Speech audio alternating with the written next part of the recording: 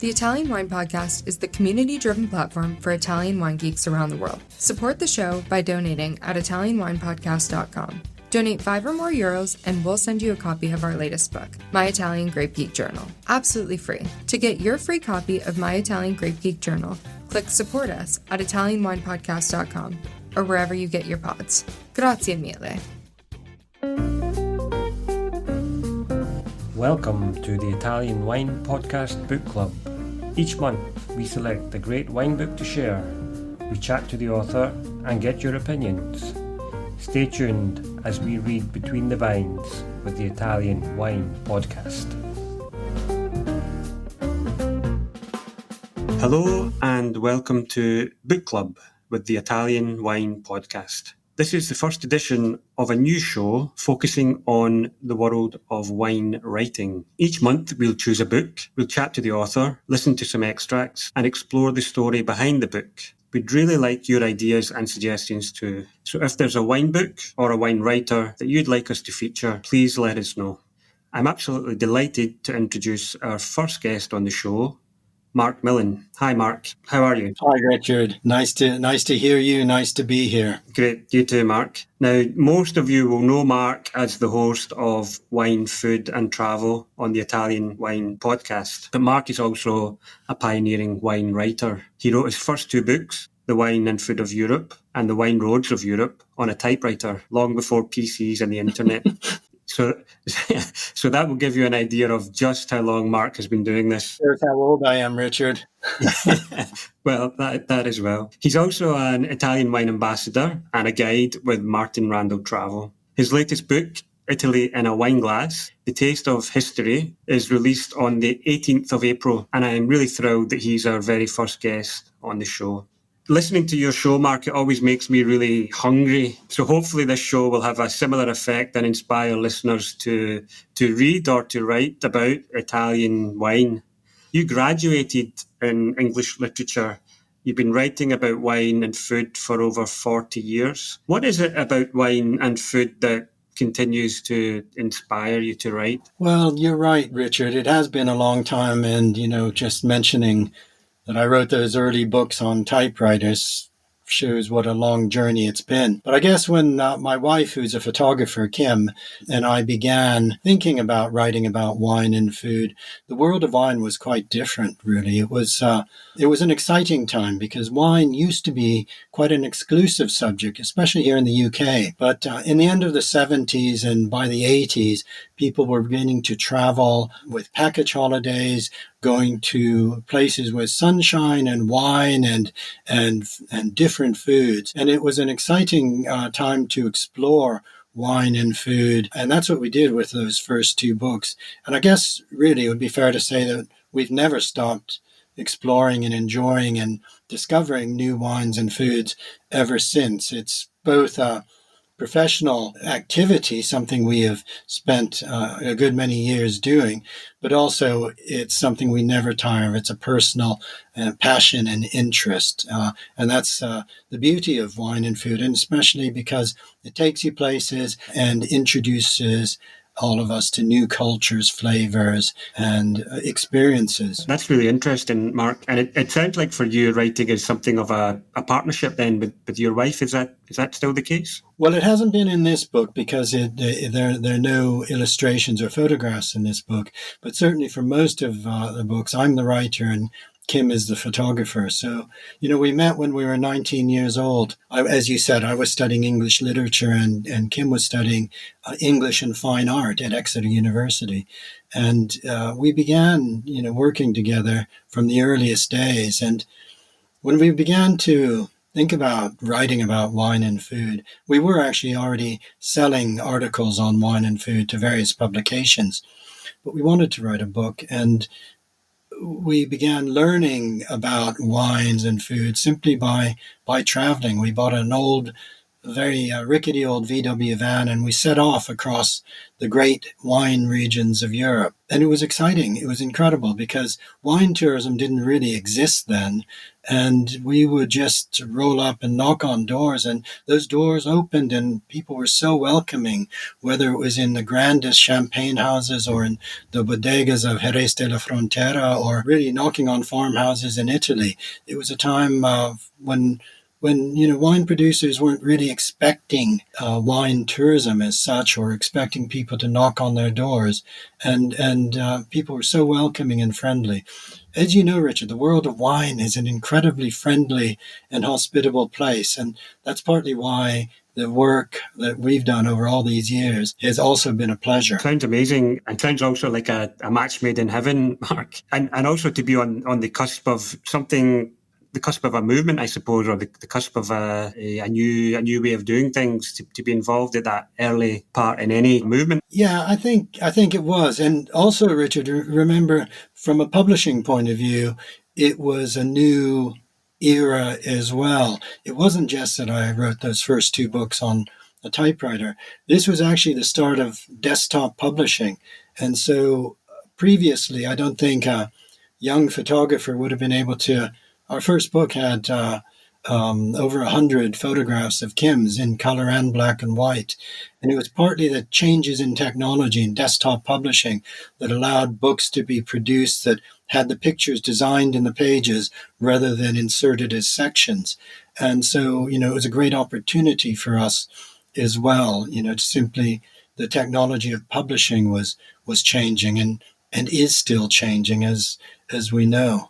So am I right in saying, Mark, that Italy is now your primary focus for your writing, or do you still take an interest in other regions as well? Well, we've written extensively about France. So I've wrote a book about Spanish wines, the wine roads of Spain.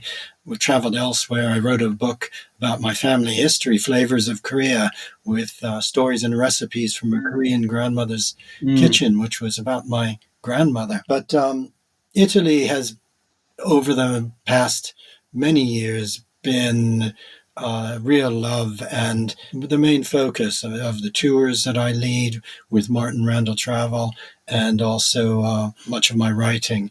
And simply, it's where we like to go. We were just in Florence over the weekend, for example, and it's always such a treat to return to Italy for all sorts of reasons. Yeah, and that brings us nicely to your latest book, Italy in a Wineglass, that tells the story of Italy through its wines, from the ancient Greeks to the COVID-19 lockdown. That's a fairly epic undertaking. Yeah, it was. As I'm sure you know. It's been a big project. It's been a big project that, Richard, I began thinking about this book probably more than 30 years ago. Wow. And I was thinking about it because the story of wine in Italy is the story of Italy itself. So many of these wines would link back to different periods of time or to personalities that, really connected through the wine to the story of Italy, to the history of Italy.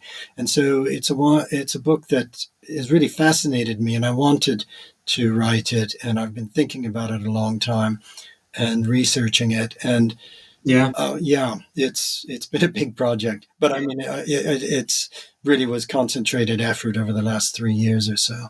Great. And what was the impetus, Mark? You've been thinking about doing it for 30 years. What finally got it over the line? That's a good question. I think, as I say, I've had the book in mind. I've planned it. I've got various different drafts of how it might be shaped on my computer going back some years.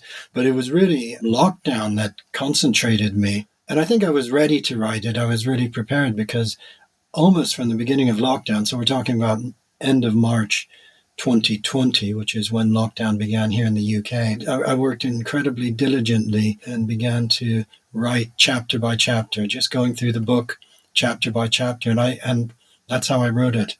That's interesting about lockdown. I know from my own personal experience, I also published my first book during lockdown. So whatever else was going on during that pretty awful period, there was some freedom or incentive or motivation to write and to get something down on paper and to complete projects that I'd been thinking about as well for years. Yeah, I think that's right, Richard. Actually, I really loved your book because it really was a portrait of that time, in Verona. And I think we all found, and it was a very precious discovery that lockdown gave us, was that we actually had time.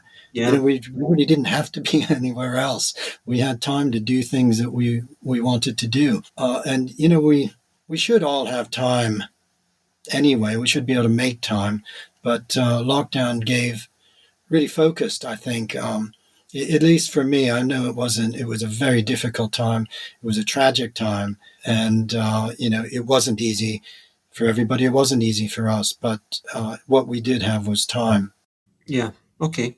Interesting. So, Mark, you're going to read a passage from the introduction of Italy in a Wineglass, and I think that will really give readers an idea of the context in which you're writing. Okay, so this is the beginning of the book, the introduction. The story of Italy has been entwined since its earliest days with the story of wine.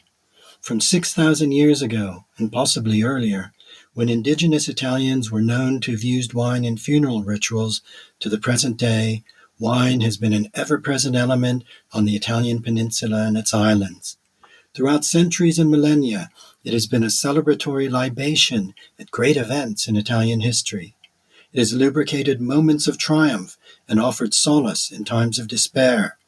And it has been a constant feature of quotidian life for tyrants, emperors, kings, popes, Holy Roman emperors, aristocrats, nobles, abbots and monks, as well as for the common man and woman.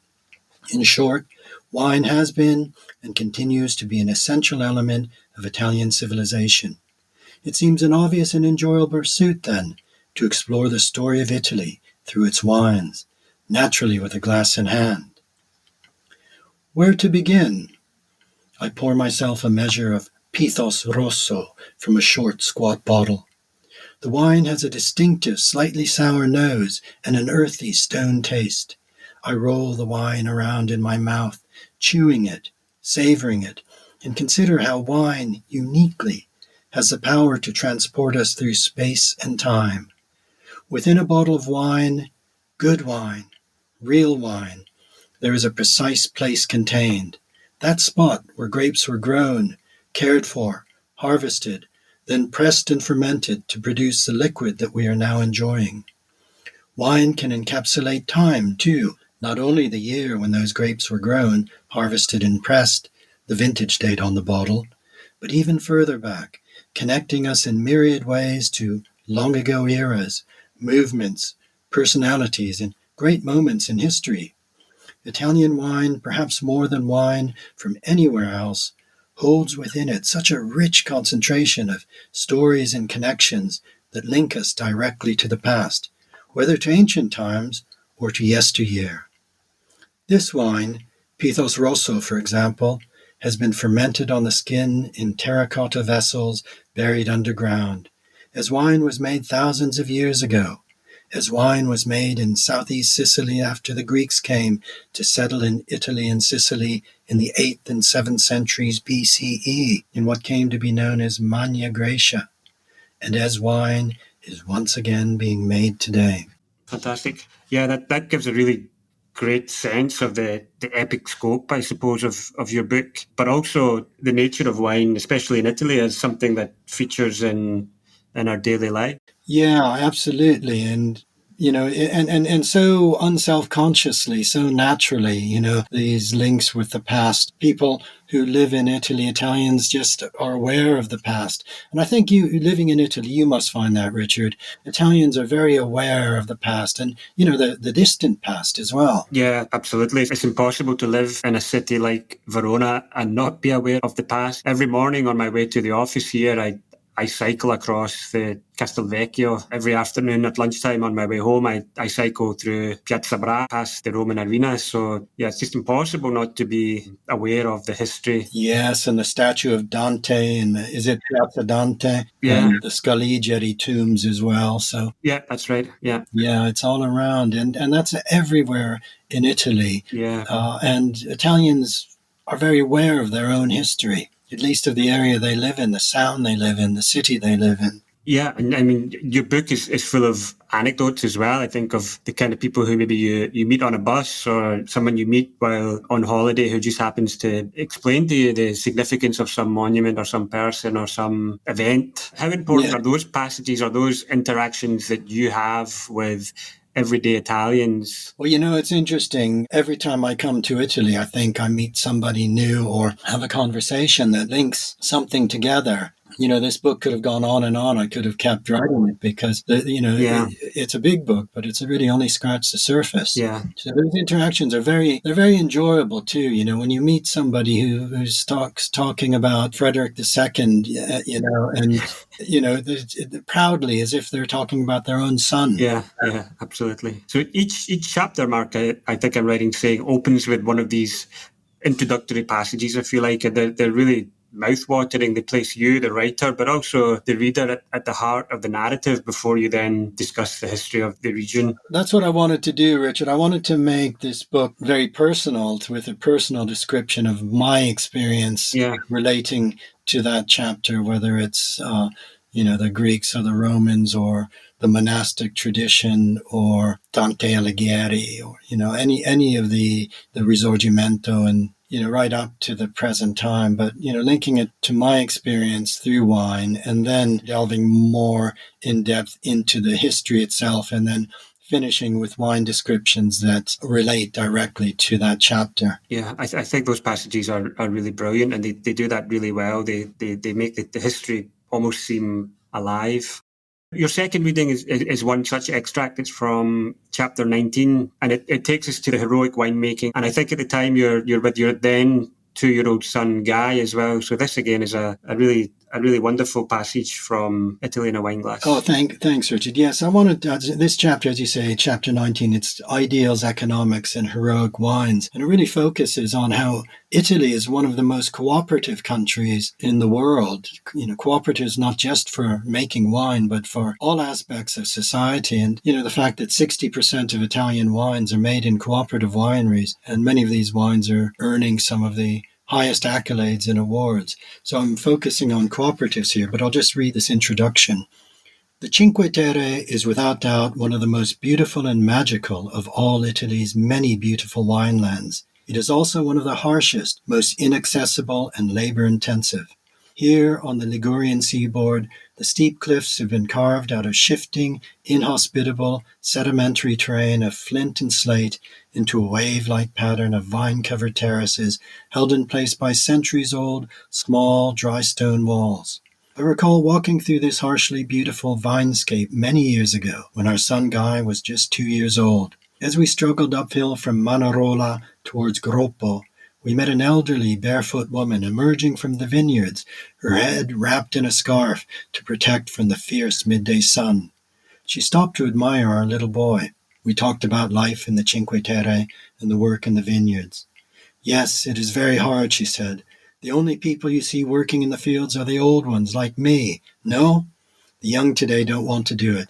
In 20 years, all these vineyards will be gone, turned back to scrubland and woods. In fact, that was now more than 30 years ago, and the vineyards today are thriving more than ever, thanks in no small part to the efforts of a visionary and far-reaching cooperative winery that has found a way to ease the back-breaking workload in these vertiginous slopes and to safeguard and champion a remarkable wine and a way of life that would otherwise have been lost. It is bakingly hot, thirst-inducing in the sunshine, and we finally reach the Cantina Cinque Terre.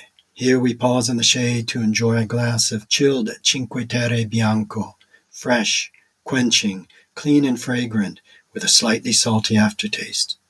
This is a heroic wine, in absolute perfect harmony with the land that gives it birth, and with the simple maritime cuisine that it best accompanies. Wow, fantastic! And again, I'm feeling thirsty now already. Just thinking about that scene. Yeah, yeah, it's such a beautiful area. Yeah, But it is so interesting how heroic wines, heroic vineyards are found throughout Italy. People working in really difficult conditions of labor-intensive conditions in the Cinque Terre, in the Valle d'Aosta, on Etna, on an active volcano, at high altitude, and many other examples. In this case, how that cooperative winery has really helped to preserve not just a landscape, but indeed, and the wines, but really a way of life that could have been lost. absolutely. And when you look at these landscapes, you think you must be crazy to try any form of agriculture there. But over centuries, I suppose that's exactly what these people have done. Yeah. Our first holiday as a family was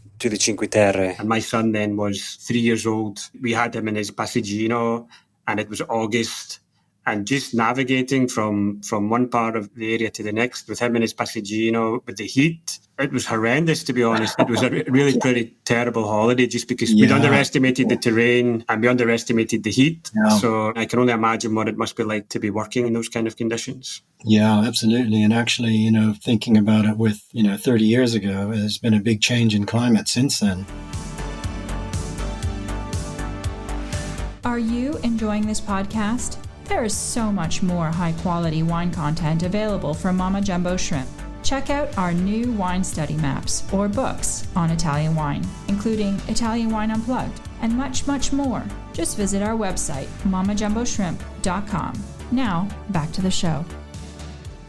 You've already spoken about a couple of the historic wines that are featured in your book. How did you go about selecting those wines? I think there's over 90 different wines. That's a good question. I think the wines kind of selected themselves, and also the wines sort of helped me to select the chapters to write. For example, if there hadn't been a wine relating to a particular aspect of Italian history, I probably wouldn't have included that chapter. So the book isn't comprehensive history of Italy, of course. It's very much a condensed way of approaching Italian history. But I think it was just that incredible link between stories from the past and the wines themselves. Sometimes it was quite obvious. For example, writing about the Via Francigena on the Pilgrim's Progress chapter, of course I would have to include that wonderful named wine, Est di Montefiascone, the wonderful wine story about the bishop who was traveling along the Francigena and sent his servant ahead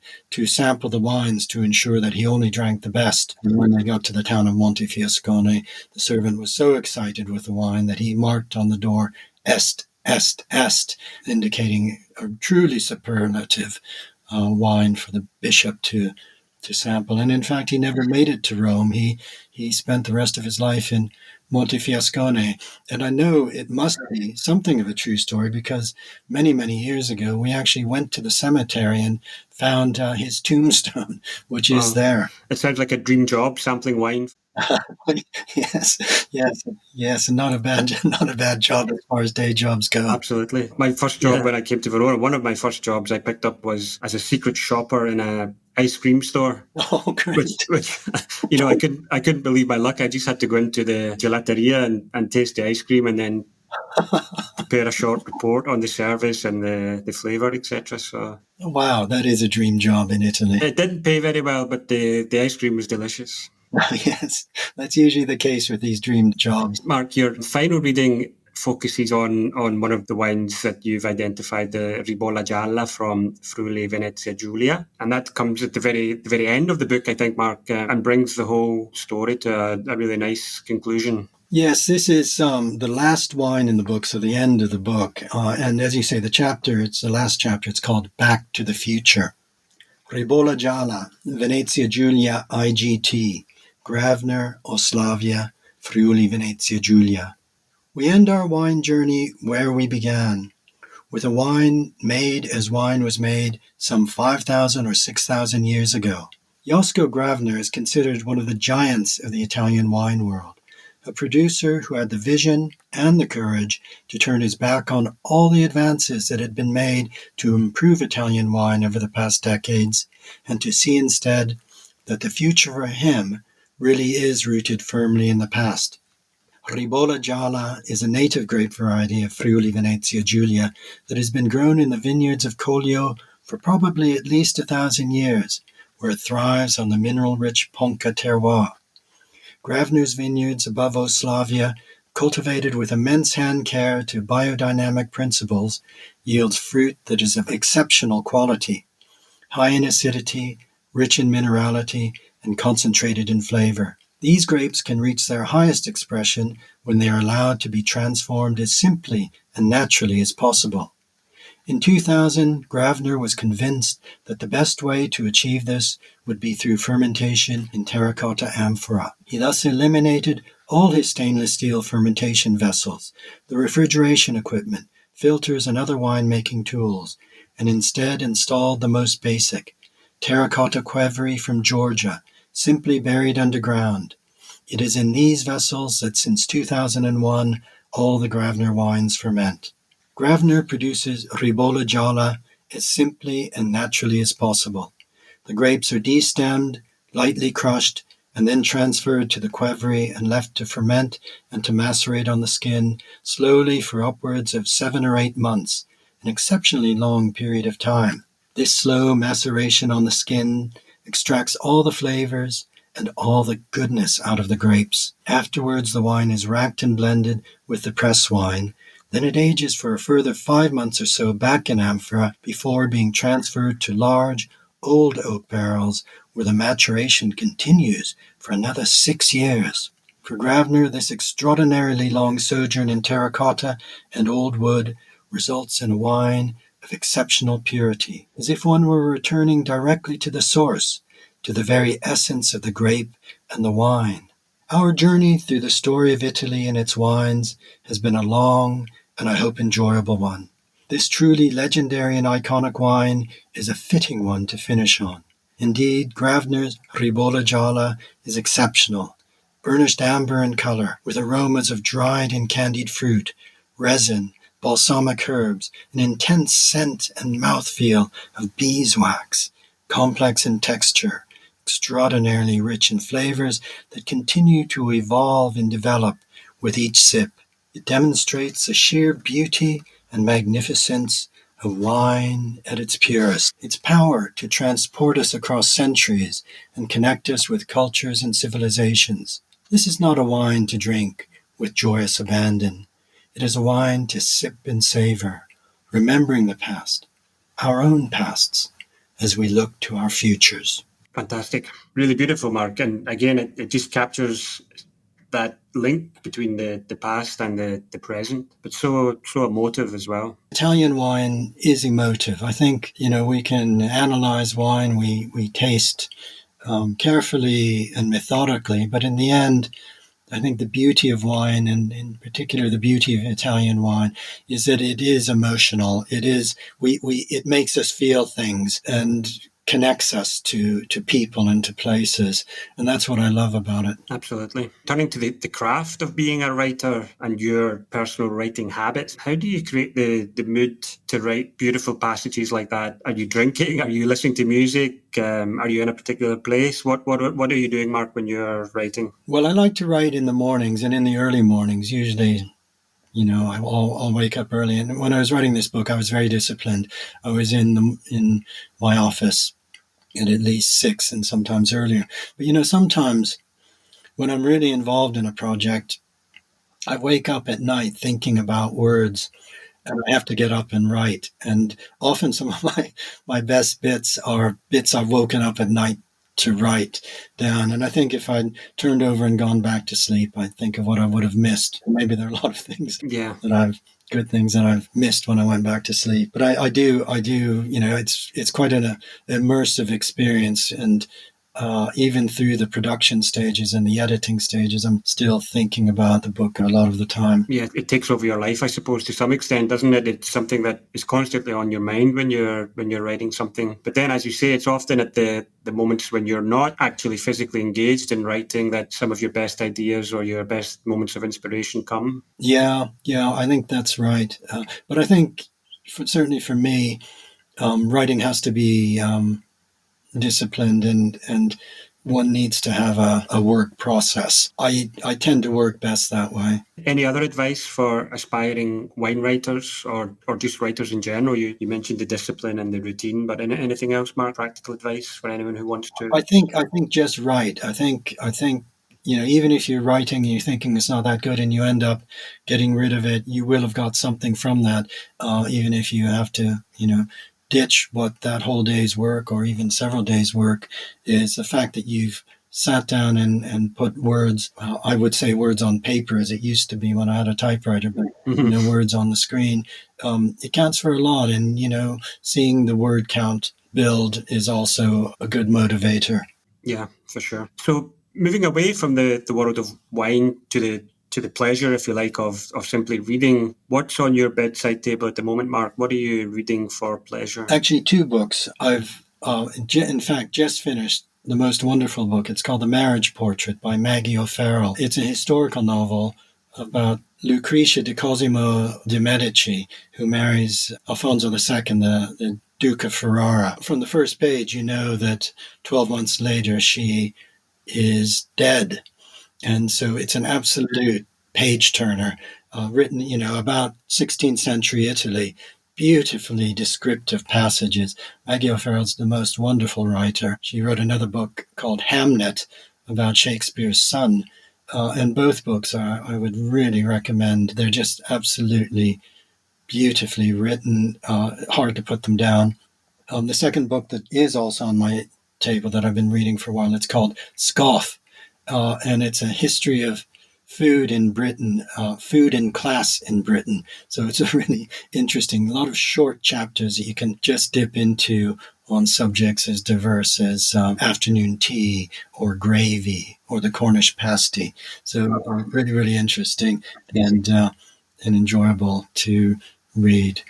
Who's the author, Mark? That's Penn Vogler. Penn Vogler, okay. Great. They sound fantastic recommendations. I'm also currently reading some historical fiction set in the 20th century, Sweet Caress by William Boyd. It's the third of his whole life novels. I've read already the Romantic, which is a large segment of it based in Italy, and Any Human Heart also. So these are basically cradle to the grave fictional biographies, if you like. And in this case, the protagonist is a female war photographer. Wow, that sounds really, really good. Yeah, highly recommended. Yeah, I'll look those out. Okay, Mark. So what's next for you now? I believe you'll be in Italy for Vinitaly, is that right? Yes, I'm looking forward to that. I'm really looking forward to seeing you, to seeing the Italian Wine Podcast team, and of course to seeing a lot of wine producers who I've met over the years. It's always an exciting event, and yeah, I'm looking forward to that very much. Good. Are you delivering a workshop or are you speaking at the Vinitaly? Yes, I am. I think I'll be doing a masterclass, I believe, with Professore Scienza. So that will be an honor and a treat to be on the same platform with him. Wow. Yeah, you're in good company there. Yeah. Finally then, where can our listeners get a copy of your book, Mark? It comes out on the 18th of April, is that right? Yeah, it comes out just a couple of days after I return from Vinitaly. So that's the 18th of April for the UK edition. The publisher is Hearst. It's available for pre-order now already through all of the usual, Amazon or Waterstones or Blackwells. And I have a separate edition, same text exactly, different cover, coming out in the US and Canada on May 21st. That's with Melville House, a wonderful independent publisher, Melville House. Again, I think it's available already for pre-order. So hopefully the book will be easy enough to find. Fantastic. Mark, thank you so much for being my first guest on Book Club. I'll see you in April at Vinitaly. Well, I'll look forward to that, Richard. I'll look forward to sharing a glass of wine or possibly a glass of Italian beer with you, because I know that you have a great knowledge of and love for Italian beers too. I do. It's true. So thank you very much for joining us on the Italian Wine Podcast Book Club. Next month, our guest will be Melissa Muller, and we'll be talking about her cookbook, Sicily. So please let us know if you've got any questions for Melissa or about Sicily or about wine writing in general. Thanks for your company today. Until next time, ciao. Ciao, Richard. Thank you. Bye-bye. Ciao, Mark. Thanks for joining the Italian Wine Podcast Book Club. Tune in again next month when we'll get between the vines with another great wine book. Remember, Our show notes, including full details of all the books we've discussed today, are available at italianwinepodcast.com or wherever you get your pods.